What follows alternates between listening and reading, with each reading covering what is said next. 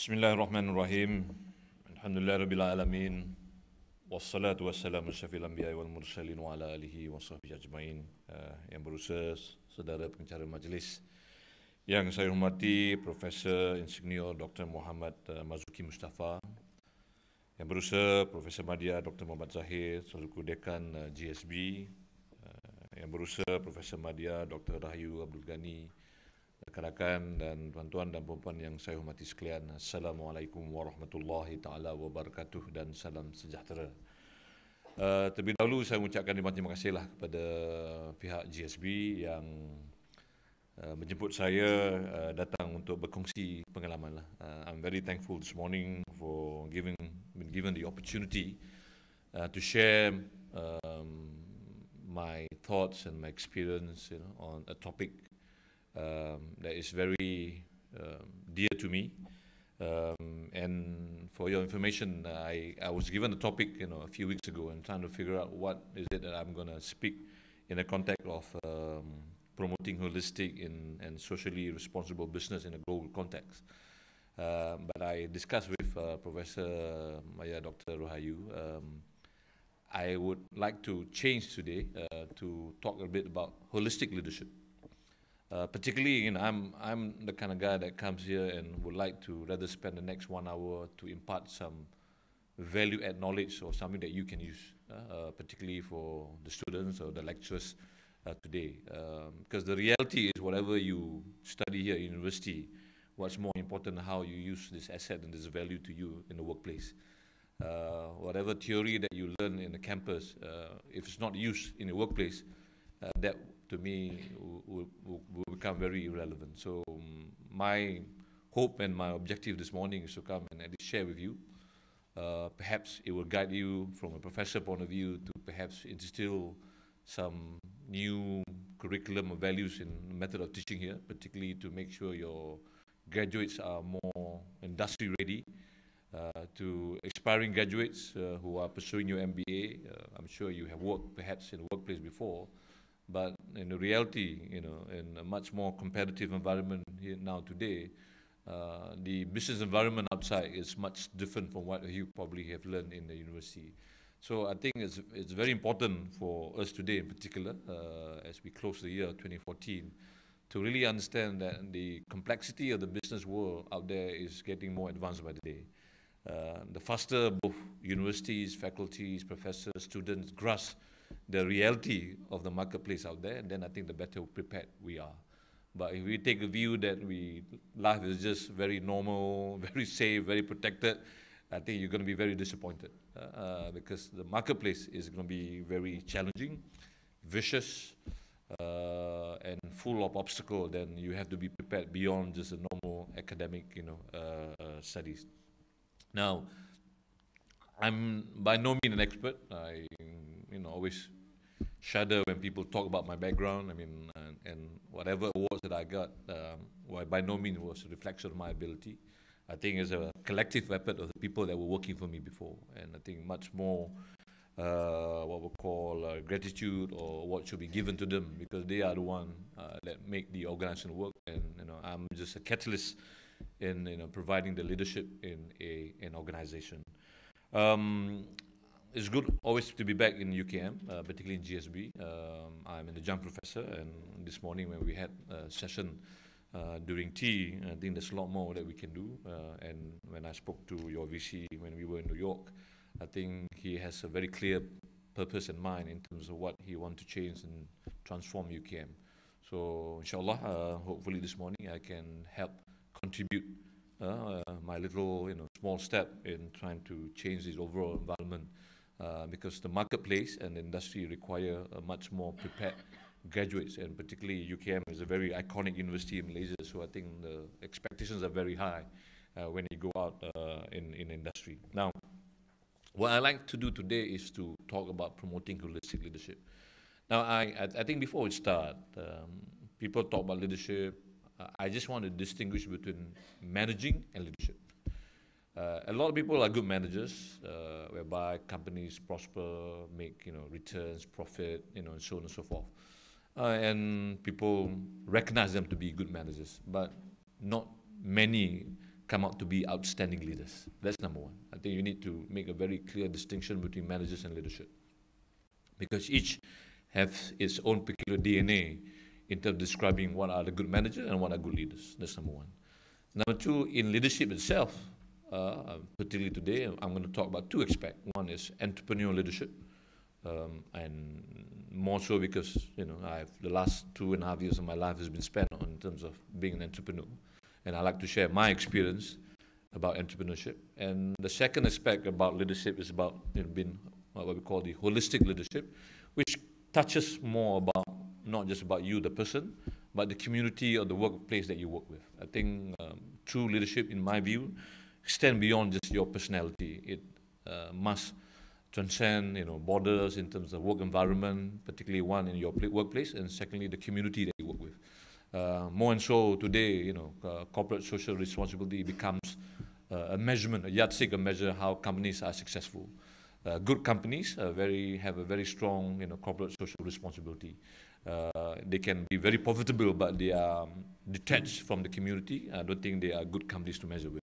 And that's why a lot of students today who like to work in, you know, global companies, because they have a very complete set of responsibility, both to their stakeholders internally and also to external. So I will try to touch these two aspects about leadership, and I'll try to make it as informal as possible. And I'm sure after this there will be some time for Q&A, and I'll be more than happy to answer some of your questions. Let's talk about leadership skills. Now, again, I'm here talking about leaders rather than managers. Now, the role of leaders are multifold. Number one, in the context of today, they must be both visionary and at the same time entrepreneurs. Some are visionaries but not entrepreneur, which means what? You have a very clear vision, but in executing the vision, you don't take the necessary risks. But being an entrepreneur, then you are able to crystallize your vision because you are daring enough to take some risks. So the combination of the two, I think, is very key. Many people are visionaries and, you know, in terms of what they want to do, but stumble because they don't have the execution capability. Leaders should be not only leadership in their way, they should be mentors, but at the same time, they also must be change agents. Many people today talk about change management in there, and I was in Proton. We went to a big, you know, transformation about change management, and always the question is, who are the change agents in the organization? And when I was the CEO, I was the CCO. We call it the Chief Change Officer, and change starts with the leadership. So change agents are very key. And today, change is not about, you know, about when things go bad. Good companies change when things are good. Normally, when I conduct training, people want to go to brainstorming. Oh, numbers are not coming up. You know, problems are happening in the company. Baru nak buat brainstorming. That's always the typical Malaysian company. But good companies do brainstorming when they are at the peak. Then they brainstorm how to make things better. So you need to be clear lah. What's your purpose of when you do it? So mentors and changes are a skill, and they also must be team builders. They lead teams. At the same time, they also must be servant to the followers. So it's a very strong reciprocal role that they have to play. Banyak orang, people say, I'm just leader, it's my way or the highway. As you say, rule number one, follow the boss. Rule number two, the boss is wrong, refer to rule number one. So the boss is always right. So it's very important for you as a leader. There are times that you must be a leader. There are times when good leaders will go up to serve all the people and talk, I'm not here as your leader, but I'm here to serve you to make your job better. That's a testimony of very strong leadership. So you must be a team builder. At the same time, you must be able to be a servant follower. So I will expand a little bit more about what, you know, some of the traits and character about leadership. Now, the other thing about leadership is about measurement. Today, people measure leadership. Kalau you look at the GLC context, you know, I'm sure in Universiti here, the famous word that people use always KPI. Sekarang even I run Majid, even Majid pun ada KPI. And that's how KPI is widely used, you know, and sometimes it's misused to a certain extent that people forgot about, you know, other measurement. So success must be measured in terms of many, and I think this is something as an organization you should evolve and you should always adapt because the parameter constantly change in the marketplace. So success must be measured in terms of increased competitive advantage, so measure what makes your company better than the rest. And obviously in any organization, you must be customer oriented, so it must be improved customer service. Customer doesn't have to be external, could be internal. For example, this faculty is a customer to another faculty. People always talk customer in the marketplace. No, customer can also be internal and also external. Of course, you must also be measured in terms of what kind of environment you work in the workplace.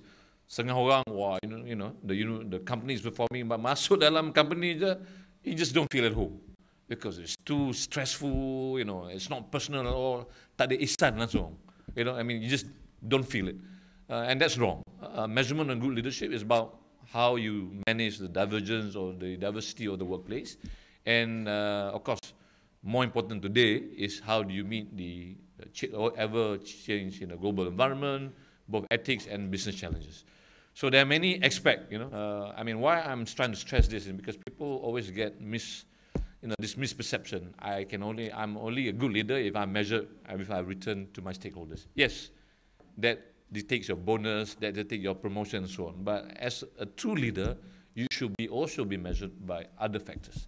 And that's today would distinguish a good leadership. You talk about the iconic leader about both Bill Gates, Steve Jobs in particular, which is my always role model in many aspects, the late Steve Jobs. But how is he measured?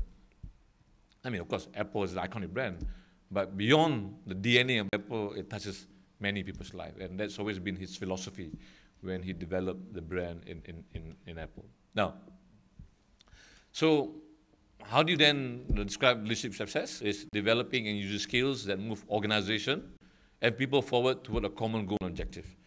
The sum of everything, and you drive the organization to a common goal. Banyak people become a leader, but orang kata it's just pleasing the boss. A good organization, when the boss is not around, the organization moves towards a common goal and objectives. This is what we call alignment in vision and action. Banyak people, banyak organization are only aligned when the leader is there. When the leader disappears, everything collapses. A good leadership always make himself indispensable. Any leader that makes themselves indispensable means you orang kata takut yang you position lah. You always live in fear. Leadership in me is you must be prepared when you leave tomorrow. The organization must continue to prosper. But some leaders continue to make themselves indispensable so that they become, required and just to make sure that they are accountable. So leadership is not about action. It's about action, but not about the position themselves. Janganlah terbawa-bawa just because you are CEO company, you are all high and mighty. That's not how you should be measured. Success is measured in how you lead the organization. Now, I want to talk about two. One is about entrepreneurship, and the second part, which I'm going to spend a bit more time, is about holistic leadership, particularly for those people yang beragama Islam and also another faith. I think this soul in working, I think, is very much missing in many organizations. And I like to work in an environment when there is what we call some, people relationship in the organization. Now, let's talk about entrepreneurship, the definition. It's about, the definition is about economic term. In economic term, it's describing the process of taking risk, of both buying and selling. And entrepreneurship is always about risk. If you're not a risk taker, don't bother to be an entrepreneur. Because every day that you are an entrepreneur, you have to take risks. Of course, today we have many tools for you to mitigate risks. There are many tools to identify risks and to make sure risks are what we call quantified properly. But it's always about risk.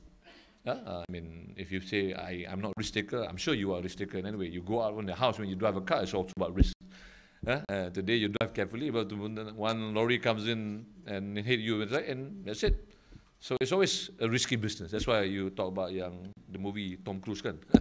Risky business. It's always about risk. A good entrepreneur always fails in the beginning. And you take the top 10, corporate entities, CEOs. You ask them, if you read their book, they always fail. And when they fail, because they take risks. And concept of bringing together, in terms of production, factors of production, innovation and creation of new enterprise. That's why entrepreneur. Entrepreneur doesn't take a current company and just take it to the next level. It's about transforming a business into a new level. That's entrepreneurship. I mean, I just want to make sure that you understand entrepreneurship. Banyak orang kata, I want to be entrepreneur because I've got management, I've got skills, I've got money. There's no guarantee.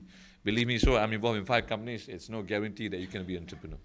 It takes a different dimension for you to be an entrepreneur. And obviously, it's a process of identifying and developing a vision, and that form under condition of risk and considerable uncertainty. So, entrepreneur is a practice of sharing new organization that you want to take a mature organization to revitalize it. And particularly, you want to create new business in responding to an identified opportunity. So today, if people say in Malaysia, and I had this debate in the PM's office, people sometimes, at the last, kalau you talk about the last no generation, people say entrepreneur doesn't exist, and I beg to differ. Entrepreneur in Malaysia do exist. It of course takes a technical know-how and technical know-who. I mean, it must be a combination. I can assure you that kalau technical know-how saja, it's not going to make you're not going to be successful. Kena ada jugalah, it's called a technical know-who. And that is why networking has become very important. But it does exist. And there are people who are successful in entrepreneur, and even today. Because many people debate, this is orang kata cakap-cakap kosong, it's all talk, the reality. But there are still opportunities, even today and in the future. But you must be able to persevere, prepare yourself, and take some risk in order for you to be successful. Now, entrepreneur is about a person who's willing and able to convert a new idea or innovation into the successful innovation. I like to also touch this word about innovation. Innovation from PM to the cabinet, everybody talks about innovation. I think UK pun ada juga kan, somewhere about innovation. And when I always talk, people say, I'm not a technical guy. I cannot be innovative. I think innovation is not an exclusive club to engineers or people in a technical field. Innovation is with everyone. And when I always, one clear example, a simple example that people can relate, and I'm sure all of us here, semua sini pernah bercinta kan? I mean, you have been to this courtship before, right? Anybody here who have not been to courtship? Oh, okay. Like me, we were all there very young. And remember a time you refer to flashback where you were caught in a situation with your girlfriend or your mother-in-law or your future mother-in-law. You were creative in your answer. Bohong sunat lah panggil kan. A white lie. What do you call that? At that point of time, I call that to be innovative. So when people are put on the spot, they tend to reinvent themselves. Cuma the issue is people are innovative at the wrong place at the wrong time. Now you have to channel that same innovative, what we call talent that you have, into the right place at the right time. That gives you productive result. That's what innovation is about. So when people say, I have no innovative skill, I beg to differ. Everybody is innovative. And you just recall the many experiences that you had when you're caught in the spot, how you walk your way out and come out like a, like a nice guy. And that happens until today. So I think innovation is going to be very key because entrepreneur with innovation makes things better. I mean, it's about new method of production, creating new markets, new software supply, new organization, and it's always about taking risks. Now, today, when you look at modern entrepreneurship, it's not just a process of creating incremental wealth. There are 4 aspects of entrepreneurship that I would like to expand. Number 1 is about creating process of new value. I think the word there, 2 words that's very important: process and new value. Many successful entrepreneurs today, both Malaysian and Chinese, regardless, they always invest in process. Either create their own or take someone else's process and put in a workplace. Successful organization that gives better return are people that invest in process. Many successful companies, if you look today, established local companies even, a lot of their investment and effort is put into process. But the common mistake about entrepreneurs is, hey, it doesn't matter, I got a good product, numbers are good, I got good customers, I don't invent a process. You will survive today, but the moment the market dynamics change, is a process that will make you sustainable. The process is about steps that you have to make, that you have to go through to guide you to make the right decision. That's what we call processes. Kalau tak ada process, yeah, you can make the right decision, but when times are bad, if you don't go to the same steps, you might make the wrong decision because your decisions are not based on fundamental and principles of the company. That's why processes are very important. The next keyword is new value, which means entrepreneur is about creating additional value to your current market. If you are always about the same trajectory, you can still a good manager and your company will still grow. Entrepreneurs is about taking the company's trajectory to a new dimension. And that's what entrepreneurial, that's why a lot of companies today are growing, but they feel something is lost. So that's why even good companies changes their CEO because they want a real entrepreneur to bring the company to the next level, to always have what we call always an advantage with the competitors. Number two is about devotion of necessary time and effort, because to be successful, time and effort is almost indispensable. Tak ada orang yang boleh jadi kaya tanpa buat melapangkan masa. There's no shortcuts to things. You are an entrepreneur, you must put your time and your effort. You cannot just letak time, come to the company, stay in the office, in aircon, but it doesn't go to ground. So you must put an effort. Effort is where? Effort in the marketplace, effort in the work environment, and also effort in people. Number four is about taking risks. Risk is almost indispensable. I've taken risks, in my life before, and some I failed, and until today I can still remember. But that makes me a better person. To be successful is always about accumulating failures. The more you fail, perhaps the better person you are. But the trick is not to make the same mistake and not to fail at the same thing over and over again. Then that means you are not learning from the lessons of the past. Then, at the end of the day, you can go to all this. It's also about reward. And reward is not about just something that you can measure. The money is important. Siapa sini doesn't want to be, motivated by money?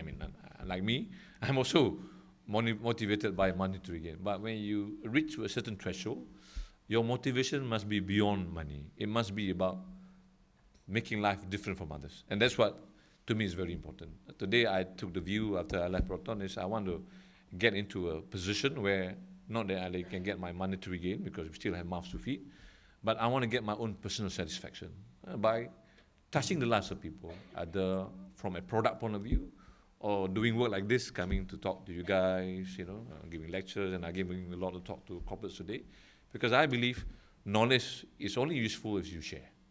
And all of you, who have some, and I'm sure all of us have knowledge, and please do not keep it to yourself. Particularly orang yang beragama Islam pengetahuan ni akan mendatangkan manfaat kalau kita menggunakan berkongsi. Duk kemuk dalam kepala sendiri ni, besok kalau Tuhan tarik nyawa, tak ada apa, kosong dapat, pahala pun tak dapat. So whatever you have, you please share. What you share is guaranteed that you get. What you don't share, you will never, tak boleh bawa dalam kubur, tak dapat apa-apa faedah. So that's something that we have to. So I think there are aspects of entrepreneurship that you have to take into consideration. Now, characters of leaders are quite clear.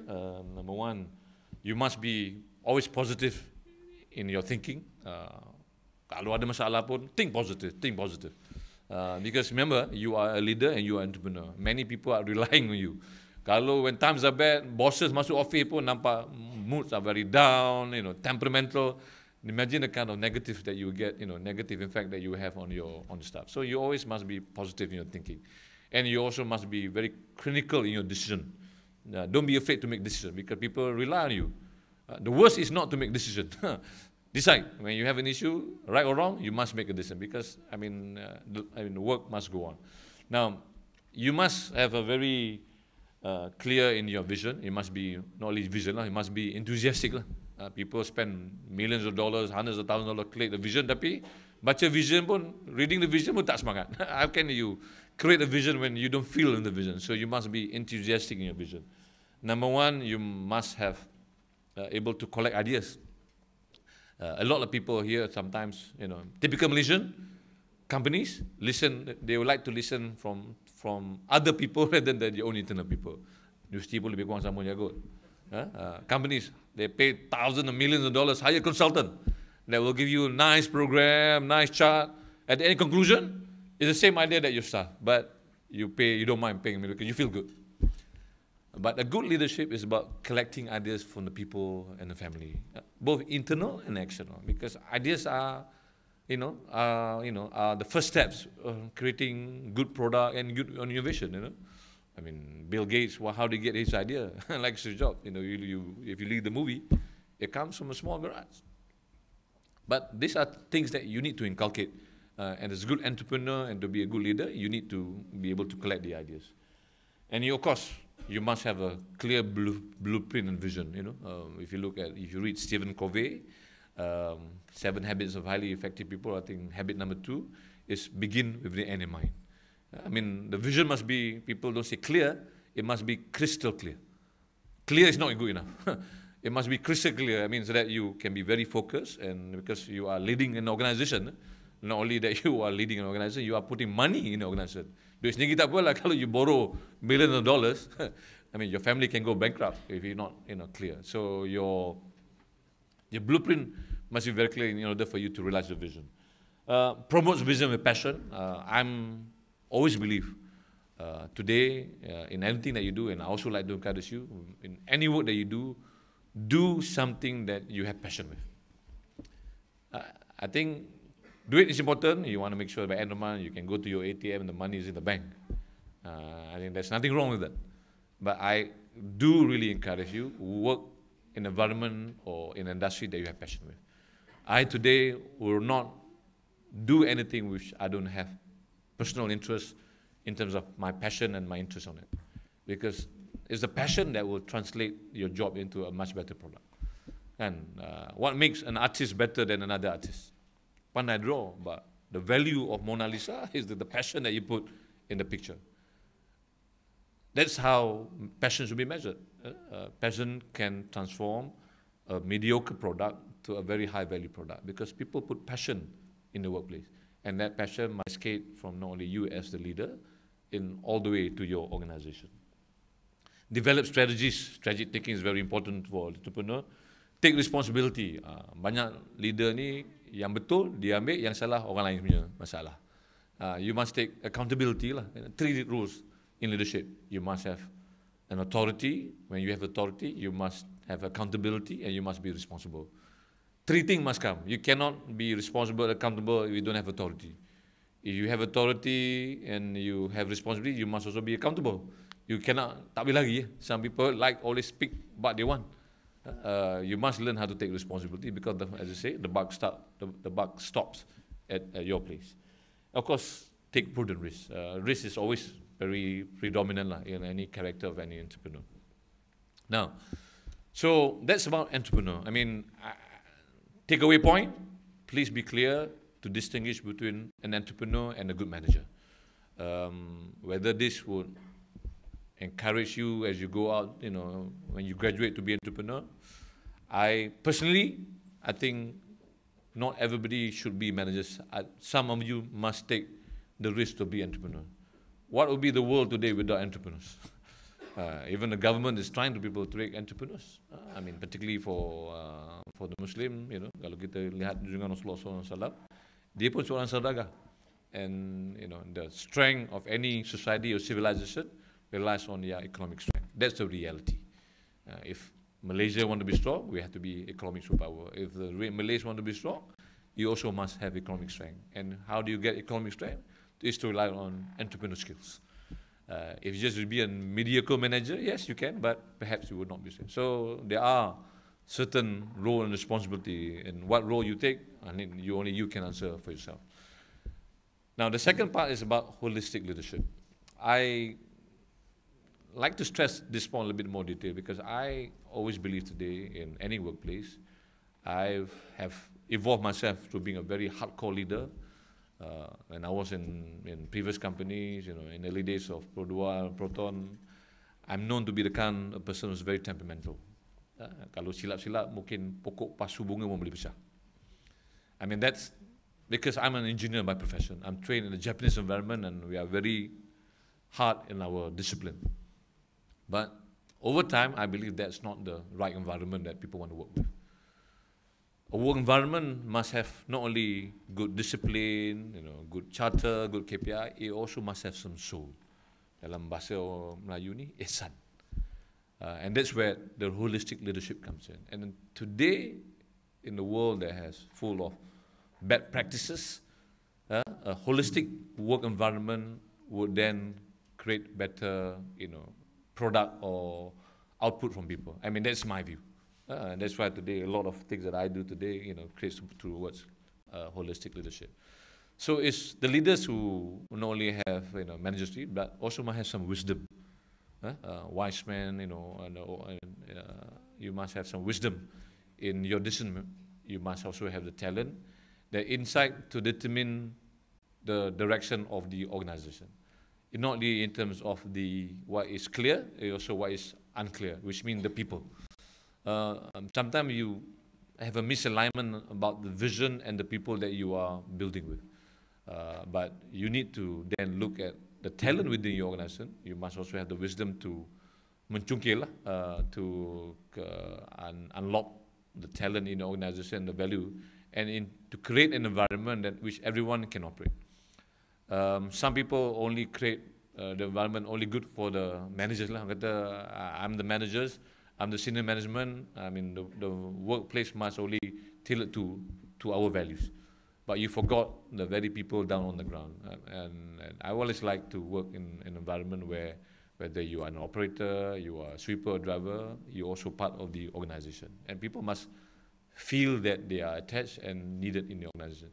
So holistic leadership calls for the leaders to make full use of both your analytical skill and also your intuition. Banyak people so much rely on your intelligent coefficient that you don't use both your emotional coefficient and your spiritual. Yes, nothing wrong in using your intellectual asset. That's why you are sent to universities. Tapi kadang-kadang ni, you need to put some intrinsic values lah. Your intuition, sometimes your people skills in the decision that you make. And often the association with spiritual quest is about wholesomeness about the end person. The meaning in life, the entity of the person, and the identity of the organization. And at the end of the day, what you want to do, you want to create happiness in the workplace. So holistic leadership is very different, and it's always about the intellectual, it's about the emotional coefficient, the EQ, and more importantly, it's about the spiritual coefficient, the I, the E, and the Q. All three combined together will create a very good holistic leadership, in my view. And today, more and more so, the organization demands that. And people and all the social problems that you have, in the society. I've done in organization, like in Indonesia in particular, an organization that didn't have a spiritual meaning in the organization. There were many cheating, unforced claim, and so on and so forth. The whole company went through a very strong spiritual transformation. 6,000 people were involved. And at the end of the day, productivity increased by 45%, cheating disappears, wrong claim disappears, and the role of internal audit becomes useless because everybody contributes to the organization. So that's a very strong message, in my view, a case study that was done in Indonesia, where how impact spiritual organization in the productivity. Some people say, we are not here talking about spiritual, we want to talk about making money. But I believe there are many companies already who improve their productivity if they put some essence of holistic or spiritual leadership in the organization. Now, today we are going to a different dimension. You talk about science. Some people use science to try to explain things in a very rational way. Then in that you come up with solutions.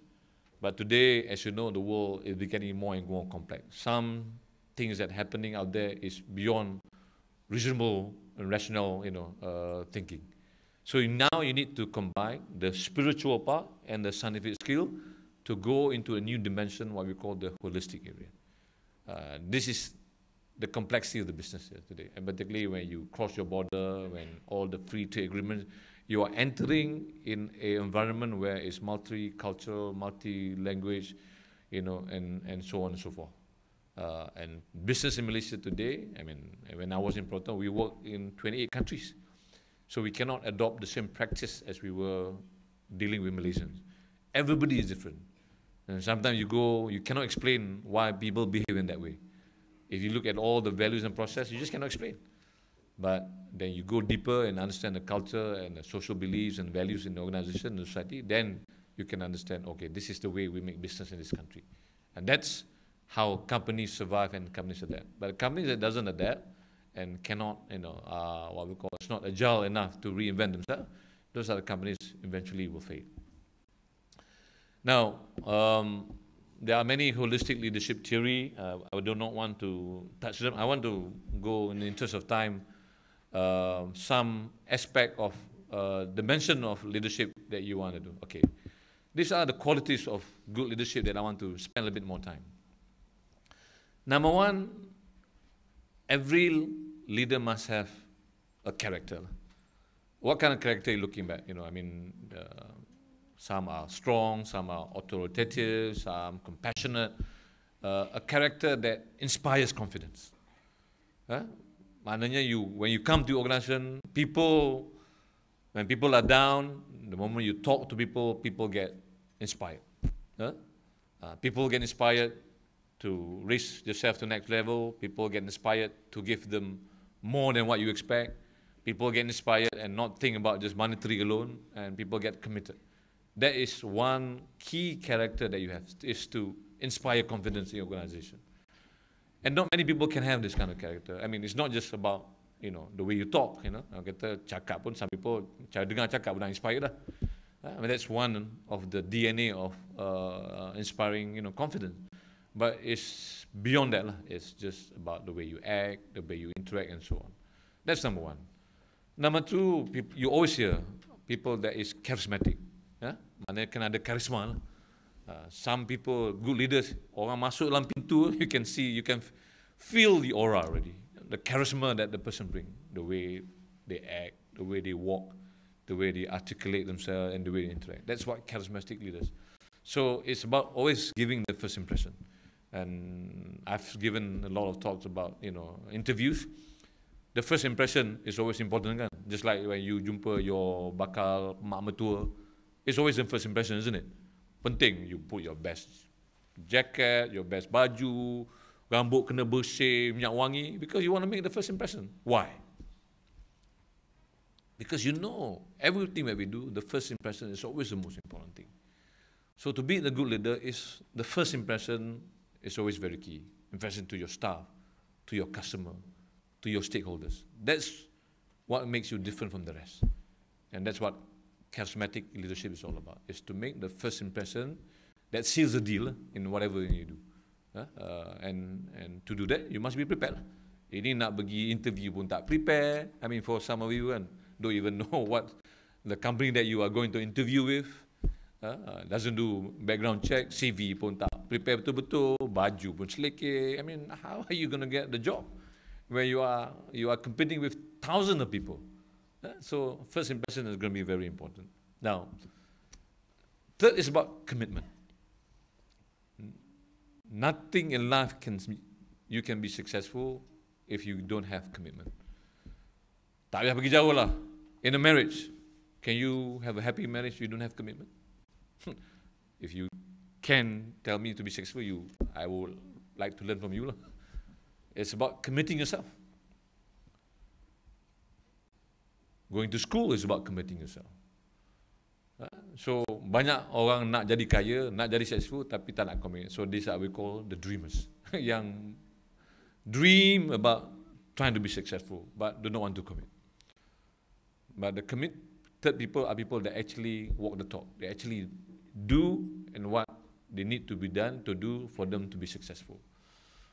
And nobody want to follow uncommitted leaders. Oh, datang call meeting, let's do this. Then he disappears. He doesn't go to the ground, he doesn't guide, doesn't teach. I mean, you don't need, a smart guy to be that kind of leader. You just need someone that can speak. So you need to be very clear in terms of your commitment if you want to be a good leader. Number 4 is about communication. I just want to spend a little bit of time. If I were to do a quick test, like a lot of masa, I would just like to say, each and every one of you, what is your definition of communication? I've done this a few occasions. Some people, communication is ability to communicate. What is it? To talk. Okay. Is that the definition of communication? Communication, in my view, is always about a two-way communication. And that's why some people are good communicators, some people are not good communicators. Even you are able to speak doesn't mean you are a good communicator. It's about communicating and also about listening. As they say, seek first to understand before you be understood. If you want to be people to understand what you're trying to say, particularly you are a leader, obviously, so you must seek first to understand what the people yang kat bawah ni berfikir. So which means you must have some skills of the art of listening, ability to listen. And I still remember I read this book when I was in university in 1983, I believe. The book was written by a Turkish guy by the name of Khalil Gibran. And one of the things in his book, he said, and I want to say it, I will say it twice, because normally when I say it once, people don't understand. He says, if you want to understand someone better, listen not to what he says, but listen to what he does not say. And I repeat, if you want to understand someone better, listen not to what he says, but listen to what he does not say. Understand? Don't understand? I mean, normally when people communicate, people always talk about face value lah, kata on the surface. What you say, okay, that's what Professor Rahayu is all about. I only interpret what she says. But what Khalil Gibran is saying, if you really want to, again the word, if you want to understand someone better, I mean, if you are a leader, what you want to do? You want to understand your senior management better, right? Apa yang tersirat yang, what's the Malay word? Tersurat and tersirat. So you understand. But oftenly, we always talk in the meeting, tanya-tanya, okay, that's what you're concerned, okay, fine. But what he's saying is go beyond that. And I always believe individuals have both the inner circle and the outer circle. The best person, like your wife, is to understand the inner circle. Just like your wife. Take, for example, the man. There's something about the wife that your wife don't have to tell you, right? And how is it that you know about her character? Pandai-pandai kan? Which you are interpreting things that she's not saying. Takkan semua nak tanya aja kan? If you married long enough, you should know who your wife is, and for the life, you should know where your husbands are. I know my husband. How do you know? Does your husband tell you exactly what he or she likes? Doesn't, right? Because you understand the soul, the person, who he is. That's what he means. Understanding what he does not say. When someone, ladies, what does Daisy doesn't like to talk about? Ladies? Ada kan? Few words lah. Age. How you weigh. Kan? Is there books to say? No, but those are common. So when people do not like to talk about one subject, then you tend to understand more about person. I've met people who doesn't like to talk about family. Kita try, cuba, he runs away. So then, that tells me that maybe there are certain things about family that perhaps you might not understand. So when you're trying to propagate something, and you want to understand and make sure he understands, you must also understand what is it that he's sensitive. That's what the meaning of calibra. Now, communication, in my view, is not about just talking, it's about listening and understand. And that's very important. Particularly today, banyak kan, orang kata, mana miscommunication. I've done, this is the actual case study in Proton.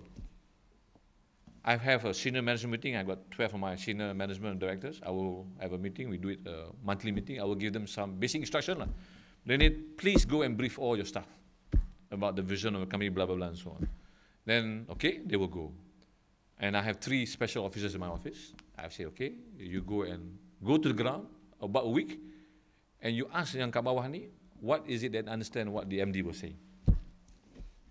So they pergi, and they collect. The next management meeting, I asked my management, have you briefed what we last discussed management meeting about the vision? Oh yeah, dah brief. Are you sure? What did you do? I went and I called a briefing and briefed. Oh, okay. Then I actually read them what each of everybody in their department is saying about what I interpret. And I flashed it. And they all were stunned. I said, this is what your staff is interpreting what you have said. And is it the same with what I've told you about a month ago? Tak sama. Because why? In their definition, communication, they call a town hall and explain and they disappear. My definition, I spend time, I talk, and I ask them, what is it that you understand what I've said? And we spend time to make sure, because it's very important, the message that you want to. So when you talk about communication, it's the art of simplifying the complicated. I'll give you another example. I was in Produa. I mean, this it's very good. We wanted to do a program called 5S. People know about 5S, kan? Seri, Seton, all that. So we went to the factory, we want to implement a 5S. I mean, you know, the factory line, Botrabo racking. So the Japanese came in and said, okay, you want to do. So we did. We did a pilot program. Rackings are right, the lines are drawn properly, everything teratur. 10 o'clock in the morning, everything looks. By 4 p.m., everything goes back crazy. We do get tomorrow morning the same thing. By 4 p.m., the same thing happened. And it just cannot be sustained. So I kata, budak ni bodoh ke? I mean, this operators can't they understand? It's visual, you know. It's there in front of you. Why can't they sustain? So discuss dengan HR manager and director. What's wrong with our operator ni? And kebanyakan orang Kelantan lah tu. Lihat. I was the head of manufacturing. We were trying to communicate. So I just couldn't break the ice. So I said, okay, why don't we do this? So I decided I went to go and look at their hostel in Rawang. We rented an apartment. I think about 2,000 people were sitting there. At 10 o'clock in the morning, I said, okay, I called the Aziz, the HR director, let's go to their hostel. So I went to the hostel. When I went at 10 in the morning, the night shift came back and they were sleeping. The morning shift was in the factory, hostel at the night shift. So I went. I told the warden, I want the keys, master key, I want to open some of the apartments. Masuk. Subhanallah. Macam reban ayam. It was a mess.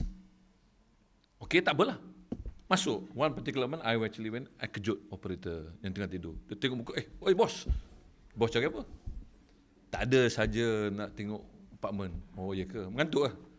So I tanya dia, Dedek, apartment adik selalu macam ni ke? Kenapa bos? Kotor ke? That answer taught me something. Here we are talking about 5S in our own dimension, but where they come from, 5S is a different dimension. So that's why when we communicate, you must understand who the audience that you are communicating to. And then we took a different view in terms of how we want to practice 5S. Because budak-budak ni, the definition of cleanliness is macam reban ayam. Let's clean to them. So when you try to educate someone without putting a clear visualization of what you want to do, if you don't simplify it in a manner that they want to see it, then your communication will fail. I mean, that's why communication is very important. Now, competency, that goes without saying, you must have competence. Yeah? And competency bukan baca buku, wah, nak pakai ayat bombastik, pergi, wah, bos ni hebat. What does it mean, boss? Tak tahu nak katakan. It goes beyond just words. You must actually implement. A good leader talk and actually show how it's going to be done. Baru orang boleh percaya dan keyakinan. Courage. Leaders must have the courage. Courage to be different. Kalau yang dipak teruk, just want to be popular, then you are not a good leader lah, kan? I mean, don't want to be a populist. So you must have courage. Discernment. I mean, you must have both the intellect and the experience to listen. That's something that you have to do, because only, jangan percaya apa saja yang kita dengar lah. You must have what we call the discretionary punya. Ini banyak leader ni cepat melenting. Dengar apa, accept. I've never do that. Always check and see where your source is and so on and so forth. Number 8, you must have focus. What we call the 20% input with the 80% output. Yeah? Generosity, putting others first. It's not about you, it's about others. I think that's very important. Good leaders always reward the business staff. I mean, I've seen Malay companies and I've seen Chinese companies. And sorry to say lah, Chinese companies reward the employees better than the Malay employees. Kebanyakan Malay employees, I mean, I'm not taking a generalization, but there are a few who like to really reward themselves. Bila dah kaya ni, mulalah perangai dia bukan, they don't invest in the people. Reward lah, but I'm talking reward ni, more normal reward. When the company is successful, you should give them setimpal dengan apa yang dia buat. But they would rather put money in a new car, a new house, kahwin dua, and then all that. I mean, there is an actual case study by Dewan Perdagangan Melayu Malaysia in terms of companies Malay that is successful, they're not successful. Yang kecundang ni, kalau tengok penyakit dan tanda-tanda, inilah tanda-tanda dia. I mean, this is real.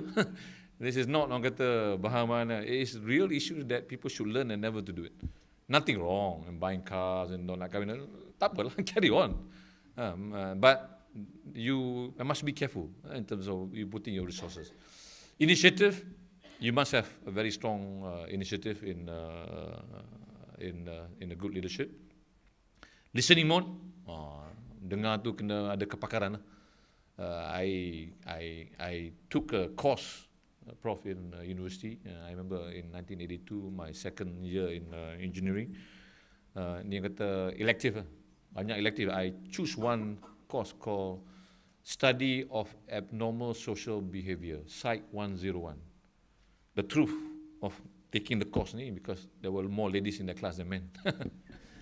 Engineering kan, kita orang kampung pergi Negara Mak Saleh, asyik pergi jenis kelas semua lelaki semua kan. Bila nampak kata makwa kan. So ambil lah side one zoran. I think 80% are ladies. Wah, so duduk kelas. But the assignment that I got in that class has have a very big impact on me until today.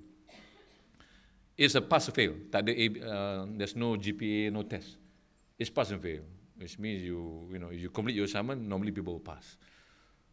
The only thing that I had to do, apart from reading one green book about psychology, is about identifying 5 subjects of your choice, 3 male, 2 females, of multinational. You are supposed to follow these 5 subjects and observe them for half of the semester. And follow mean follow where they go, except for the toilet, follow where they eat, how they interact. And when you follow, you're supposed to observe and you are supposed to make an opinion about who they are based on your observation. And I did that for half the semester. At the next half, after you did, you need to go and approach them and give them a set of questions that is designed by your professor, 50 questions, and they're supposed to answer. Of course, you introduce them. Don't tell them that you've been following them. So I actually did that. Then I compared. Out of the 5, my observation and the conclusion that came out from the questions. Out of the 5, I got 4 out of 5 right. Almost right lah, about 90%. Of course, not 100% right. I only got 1% wrong. That person was a man, he was a black. And black kan, cara dia, I mean, I thought he was very, but when he answered the question, he's a very private person. So that really threw me off guard lah. But that is about observing and trying to interpret, human behaviors. And today I use that very effectively. I can spend 10 or 15 minutes with you, and I can roughly tell the kind of person you are. But just the way you behave, the way you talk, the way you hold your hand, the way you stammer, the way you look at their eyes. There are many things that you should learn, and it's a very good class to learn. Number 12 is about passion. I mean, passion is key. I'm a very passionate man in everything that I do, because I believe passion brings the best value in any organization and any product. And the famous people like Gandhi, Winston Churchill, Mandela, these people are passionate in one common topic that they want to do about, and that makes them different than the rest. Positive attitude, I think, is very clear. Problem solving, rising to challenge must be very important. Those are skills that you can acquire. And one of the things that about problem solving, the point number 2, accepting the truth is, I think, very key. Many good leaders cannot accept the truth. And the truth hurts, people say, kan? And orang yang ada ego yang macho ni susah. I mean, how can I be wrong? I cannot make any mistake kan. But the faster you accept the reality and the truth about things, and the better it is that you can solve the problem. And I've been trained in the Toyota problem solving. We always asked to, we're told to ask the 7 whys now. Why? A typical Malay will ask, kalau ada problem dalam factory, kenapa factory rosak? Mesin tak berjalan. And he will walk away. The Japanese will ask, kenapa line rosak? Mesin tak jalan. Why is the machine not working? Oh, apa ni, tak follow SOP. Why didn't the guy follow SOP? Or he didn't go training. Why didn't he go training? He doesn't have the budget. Why there was no budget? The HR didn't claim. Why didn't? Why? Sampai you find the root cause. Then, when you find the root cause, your problem solving becomes easier. Because you are addressing the issue. That's the way the Japanese are trained. And if you read the Toyota book, the Toyota Way, it's about the 7 whys. Relationship, I think, is very important. It's about you, not the individual, the people around you. You must treat people as, not as object. Banyak leader ni treat people as object. Holistic leadership is about treating people as individuals. I mean, orang yang ada kemahuan, ada kelemahan. I mean, you, and not everybody is the same. And that's why the role of HR becomes very important. And you have to be responsible, and you also must provide security to people. And at the same time, you yourself be secure. A lot of leaders feel they be insecure. So kalau orang are smarter than them, mulalah, then these people will get sidelined. They will not get promotion because they feel so insecure. I think if you are a good leader, you don't have to worry. I think you should encourage people to be, to be better, because the whole organization is not the sum of you; it's the sum of many people. That makes self-discipline. I think is very important. It's not about if you don't have your self-discipline, how will people lead you? How do you follow in the organization? Servanthood. This is about putting others first. At the end of the day, you are a servant to the company, I mean to your stakeholder, but at the same time, you're also a servant to the people that you serve. And I always advocate, a leader is not what you can do to your company, what you can do to your staff. Which means what? You need to provide the training, you need to provide the work environment, the prayer environment, the what we call the benefit, and so on and so forth. Because if you just look about you are serving you yourself, then you always pick everything's about you, the benefit you will get.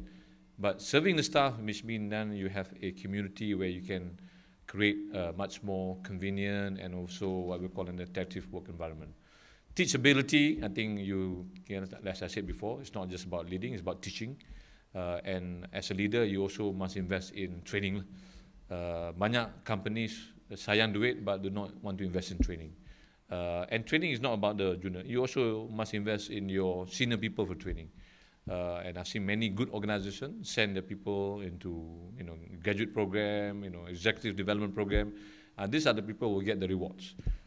And this is a typical again between a Malay and a Chinese company. Sorry to say, banyak Malay company do not want to invest in people.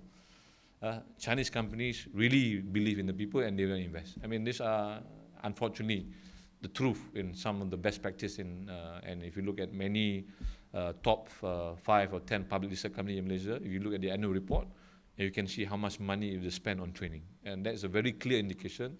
Training is very important, in success of any company.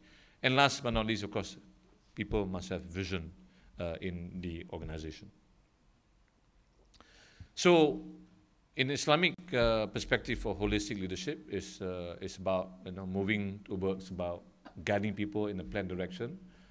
It's making change for people to be objector, and the objective obviously is to people to be successful both in dunya and also in akhirat. Leadership in the quality of good Muslim leaders is the one that always seek for knowledge and also want to share the knowledge. So I think that's very important. Of course, yakin and sabar. Yakin is with conviction about what you do. You must be very, orang yang yakin pada diri sendiri, orang yang akan berjaya lah. Orang yang tak yakin macam mana nak bayar. So you must be really, convicted in whatever you do and believe in yourself. Now, of course, sabirin lah. Sabar, you need to have patience when you do. In every business, things doesn't happen overnight. So the good leader is the person that really have a lot of patience. Of course, patience has its limit lah. But if you are a short fuse, then you have issues in your organization. And fahasah is about communication. It's ability to communicate. In the days of the Prophet pun, Rasulullah selalu memilih orang yang dihantar untuk communicate. Kalau yang hantarkan bayar Farsi, dia pilih certain kind of people. Nak pergi dengan kaum ini, dia hantar different. Because he believes in communication. Not one person can communicate dengan bahasa yang sama. Because he understand the complexity. Itu zaman dulu. Zaman sekarang lagilah susah. Dengan cara communicate, it becomes more important.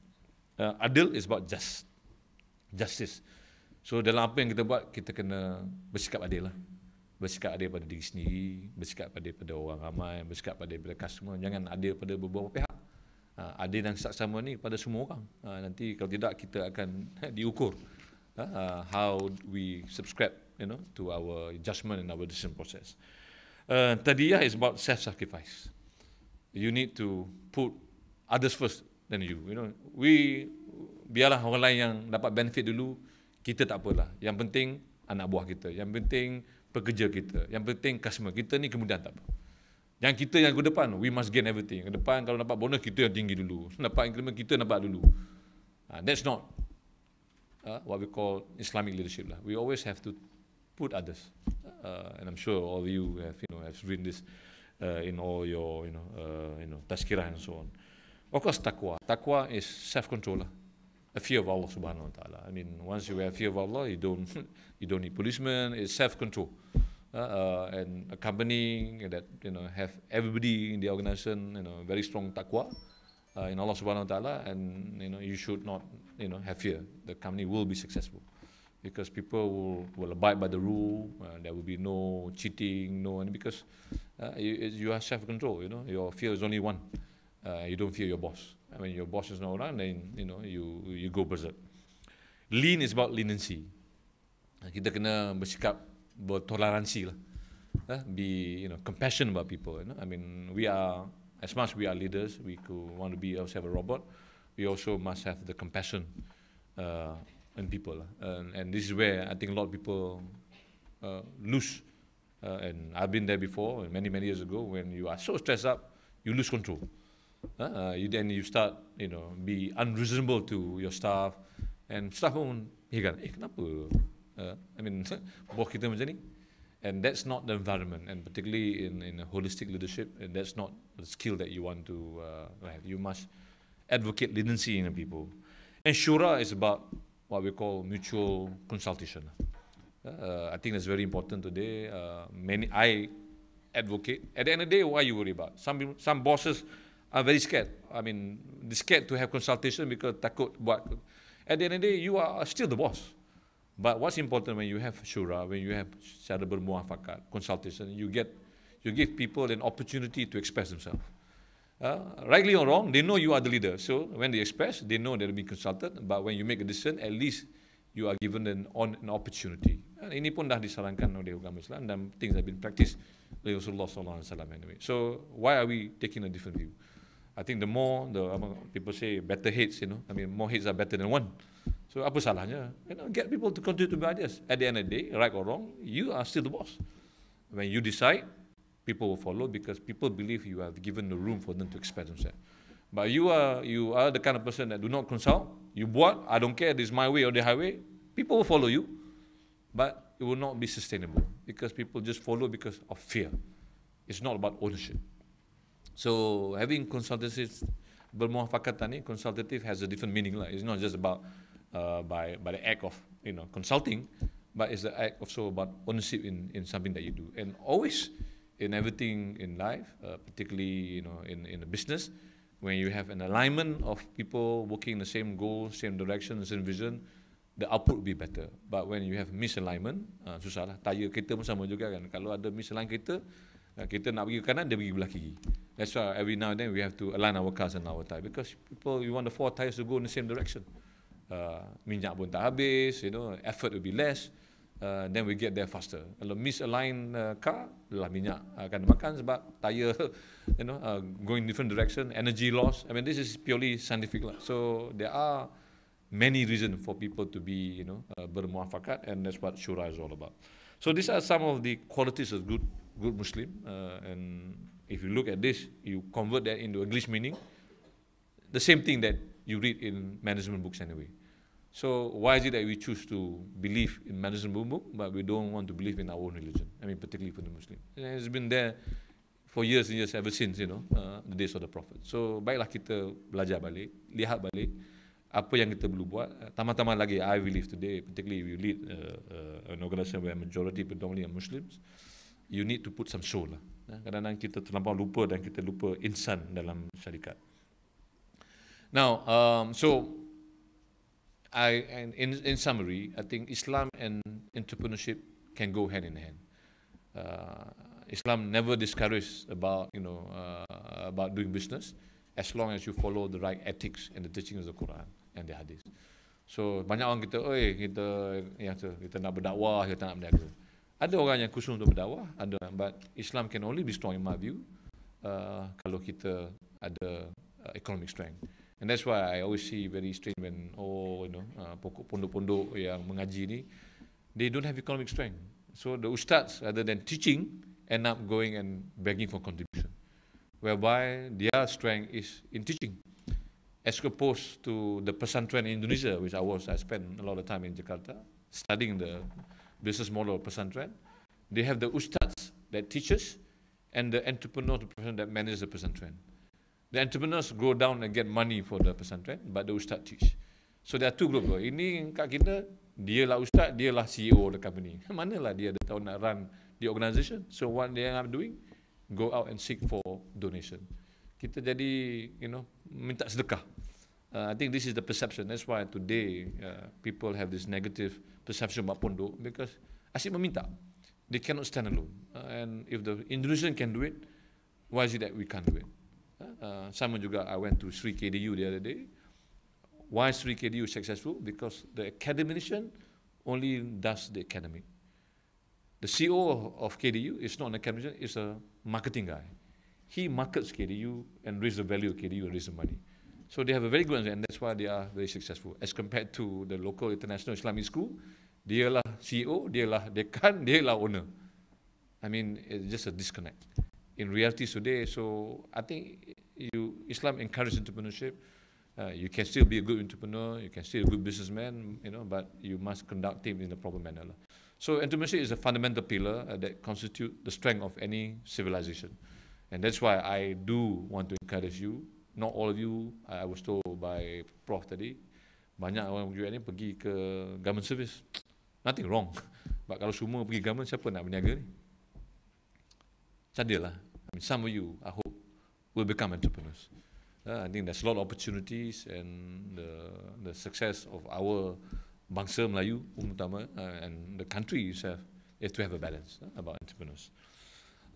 So entrepreneurship is about the engines for business and economic growth, and baru ummah is in the context of civilization, in the context of society, in the context of a country, in the context of a family, and that's you need to have some level of entrepreneurship or financial economic strength.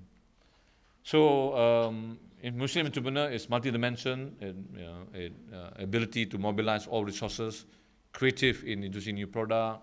It provides employment and also contributor of wakaf and zakat. Okay, I just want to spend a bit of time on wakaf and zakat.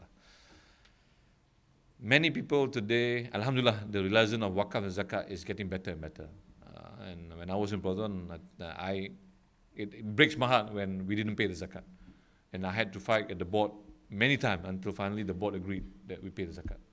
And this is a board that comprises of majority Muslim, the kind of obstacle that you have to go through.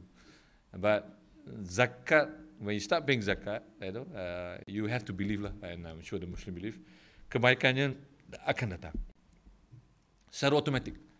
And that's why I always say, in Proton, when you make cars, don't think you are smart that people are buying your cars. Don't think because your cars are pretty and nice that people will buy your cars. The fact that people buy your cars because Allah Subhanahu Wa Taala buka pintu untuk orang beli kereta you. Even your cars are cheap and even free pun, kalau Allah Subhanahu Wa Taala tutup, nobody even want your cars.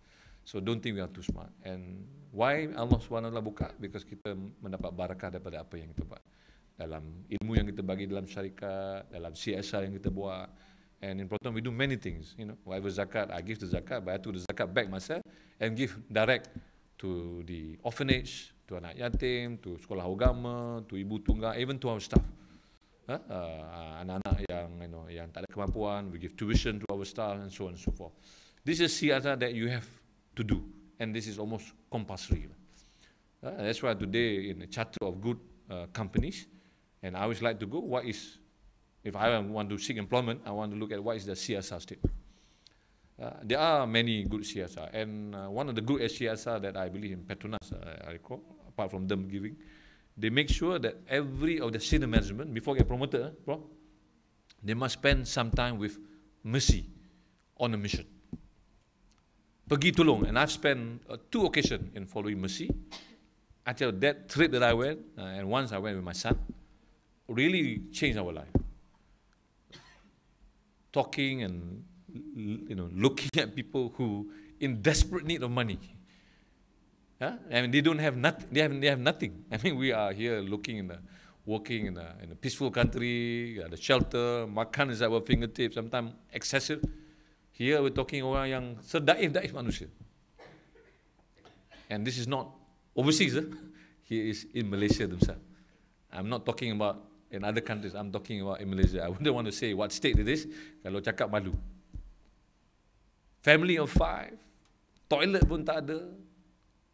Runtuh dia punya lantai, pijak pun saya terjatuh. Tiris dengan hujan. And family of 5. And when I ask them, yet they're still happy. And this is in the 20s, in the 2000s. And why is this happening? So whose responsibility is this? And that's why the corporate and you as an individual, ini yang kita nak buat. That's what corporate social responsibility becomes very important. And zakat is a mean. I spoke to Izham, the CEO of Lembaga Zakat Selangor. I said, whatever you're doing, even is good, the public do not believe it. That's why the perception, aku balas nak bayar zakat because takut berakat ni bayar gaji orang daripada pergi tempat sasaran. That's why I see many individuals use the zakat on their own, to pay on their own, which is okay, but I think things are getting better. Wakaf is another important thing. Wakaf, the best wakaf in the region is in Singapore. There's the best school of practice lah. We had there was a seminar in Dubai. From what I see, the case study, Singapore has the best wakaf. The best in the world today. You like it or not, it's not a Muslim country. It's a non-Muslim country. So this foundation punya ni is very important. Kita ni Muslim country ni kat Malaysia ni masih terkial-kial nak buat wakaf. Endowment in many in US, you look at the Harvard Endowment Fund, you'll be embarrassed. Where they get it from? From corporate people who give for charity. And why are we lacking in wakaf zakat? So you don't have to be a millionaire. Saya tak jadi millionaire lagi Datuk, saya tak boleh buat wakaf. No. You don't have to be a millionaire. You can wakaf even today. A single cent, a ringgit, 10 ringgit, as long as you start. So this wakaf culture must start. And of course the zakat. Risk taker, I think, that's something that we have to do, and of course leader that adds value. So let me summarize. Leadership today now has gained its significance in a different context. No longer is just management, it's about pure leadership. It must be linked to increase in change in business environment. You must measure it, either both tangible and intangible. It must also be measured in terms of success, in terms of leadership, in terms of effectiveness, and also in terms of trying to make a difference, and that's how good leadership is all about. And I would like to combine both intellectual capital and holistic leadership to make sure that this will be the new wave of stewardship and entrepreneurship in the future. Because that's what I think the world demands today, people that doing business in different countries, different language and different religion. So I encourage you to have best of both. If you want to be a good true leader, if you want to be an entrepreneur, do not forget about the holistic leadership part. And it's not a leader is someone who helps improve the lives of other people, or improve about the system that they live under. So it's always about improving people. People within your own family, you got your wife and children. A good husband and a good father is a person that makes life better for all of them. It's not about you for yourself. A leader in an organization is not about giving just rewards and making profit, but it makes the environment better for the stakeholder, your staff, and the community that works around your company. That becomes your social corporate responsibility. And obviously, a good leader is about a leader that transforms and transcends in every aspect, from senior management to the people, to the lowest people on the ground. And that's what make good leaders are. So I think I'd just like to summarize the session today by several takeaway points. Number one, be clear what you want to achieve in life. I would like to think graduates of GSB, of UKM, rather than just being a normal employee or a normal graduate, you should one day vision yourself to be a leader. One advice to all of you, something that I practice, I have what we call a 5-year plan. Ever since I started working, I always have a 5-year plan. And when I left Proton, I was 50 years old. And I left Proton, for your information, I didn't have a job. I just, what we call cold turkey. I just quit. I gave my letter to Tone and my boss, and I just left. I didn't even have a job. I was moving around, I think, easily 3 months.